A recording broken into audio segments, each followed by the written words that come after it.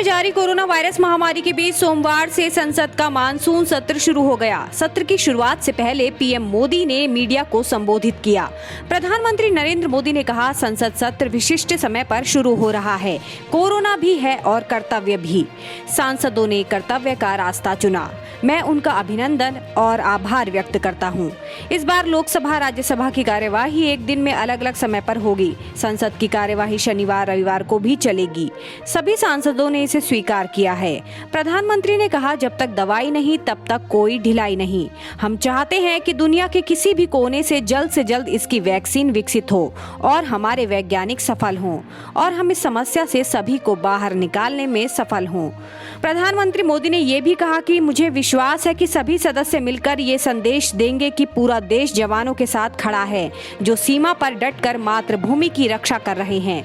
जवान दुर्गम पहाड़ियों में देश की रक्षा के लिए डटे हुए हैं। बता दें कि भारत और चीन के बीच मई की शुरुआत से पूर्वी लद्दाख में गतिरोध की स्थिति बनी हुई है।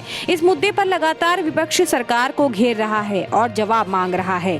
प्रधानमंत्री ने कहा कि इस सत्र में कई अहम फैसले होंगे और कई विषयों पर चर्चा की जाएगी। उन्होंने कहा कि लोकसभा में जितनी गहन चर्चा होगी उतना ही सदन और देश को फायदा पहुंचेगा। मुंबई में 5 दिन बिताने के बाद कंगना रनौत सोमवार को बहन रंगोली के साथ मनाली लौट गईं। वे 9 सितंबर को मुंबई पहुंची थी। मुंबई से चंडीगढ़ पहुंचने पर उन्होंने ट्वीट कर कहा कि अब मुंबई पहले जैसी सुरक्षित नहीं रही। उन्होंने इसका कारण शिवसेना के सोनिया सेना होने को बताया। कंगना ने कहा, चंडीगढ़ में उतरते ही मेरी सिक्योरिटी नाम मात्र रह गई है। लोग खुशी से बधाई दे रहे हैं। लगता है इस बार मैं बच गई। एक दिन था जब मुंबई में माँ के आंचल की शीतलता महसूस होती थी, लेकिन आज वो दिन है जब जान बची तो लाखों पाए। शिवसेना से सोनिया सेना होते ही मुंबई में आतंकी प्रशासन का बोलबाला है। दिल्ली के दिल को चीर के वहां इस साल खून बहा है। सोनिया सेना ने मुंबई में आजाद कश्मीर के नारे लगवाए। आज आजादी की कीमत सिर्फ आवाज है। मुझे अपनी आवाज दो। नहीं तो वो दिन दूर नहीं जब आजादी की कीमत सिर्फ और सिर्फ खून होगी।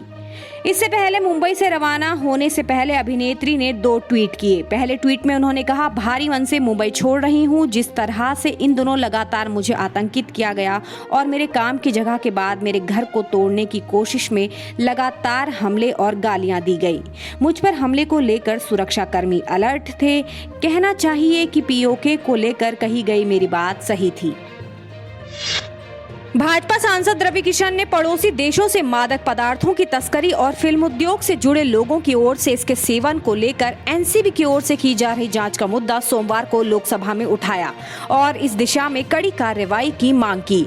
रवि किशन ने सदन में शून्यकाल के दौरान यह मुद्दा उठाया और कहा कि पाकिस्तान और चीन से मादक पदार्थों की तस्करी हो रही है और यह देश की युवा पीढ़ी को बर्बाद करने की साजिश है। उन्होंने कहा कि हमारे फिल्म उद्योग में इसकी पैठ हो चुकी है और एनसीबी इसकी जांच कर रही है। गोरखपुर से भाजपा सांसद ने कहा कि मेरी मांग है कि इस मामले में कड़ी कार्रवाई की जाए।